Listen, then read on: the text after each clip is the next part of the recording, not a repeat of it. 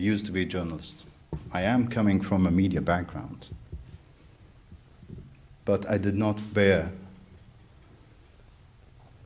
to watch any news or hear any news about more victims. It wasn't only family. It was our friends, classmates, neighbors. Every day, not every day, every hour, I hear names that I knew. My memory started fading away with those names. I stopped remembering them.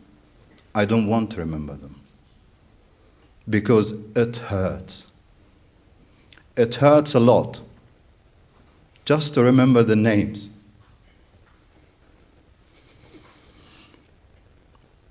The memories.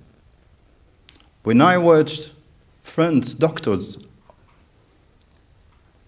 neighbors coming on the screen and saying who they have lost, it really hurts. I'm sitting down here in front of the screen, helpless, with everyone here in this room. And this is only just a few. The majority couldn't come here. My grandmother, my mother's mother, is 90 years old. She's living in Gaza. She have moved South Gaza.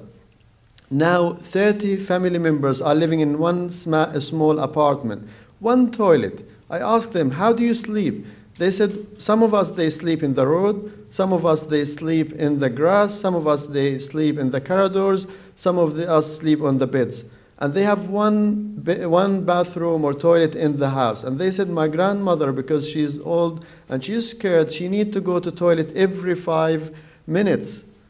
And there's lots of children in the house. I told them, what do you eat? What do you do? They said, when we go to the toilet, we flush the toilet once a day. Once a day they flush the toilet because there is no water, no food, no electricity, no gas. I told them, how do you eat? They said, no one is allowed to have a shower.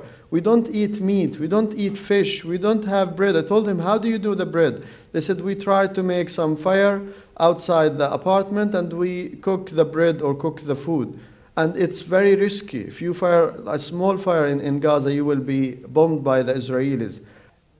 I could talk about any of those kids on those pictures. And I was looking and wondering, looking at their smiles, what they had been thinking about when those pictures were taken. Maisa could have been my daughter. Ibrahim could have been my son. Look about the potential we lost. I'm also going to talk about Wa'il, my cousin, with the picture here in the corner, an iOS Apple developer who managed to finish a degree in Gaza, and even he developed an application, a special application to teach Arabic for kids. He managed to finish. Gaza, for those who don't know, had maybe 5 or 6 universities. 50% of kids, of the 2.2 million population, 5-6 universities. The highest percentage of education maybe across the world. What a wasted potential. We must actually all, on behalf of all the Palestinian families, thank the wider British society across our country for their outpour of support, empathy and love. Your call for justice has reached out to our besieged families in Gaza.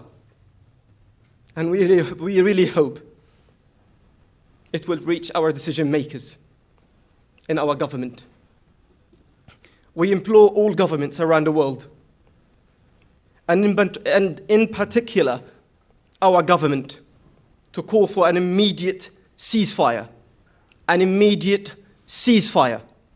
and allow urgent humanitarian aid to flow into Gaza immediately.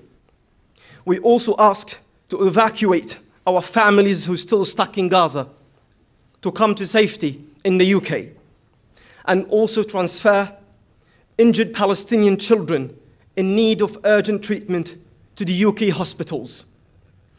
This bloodshed must stop now.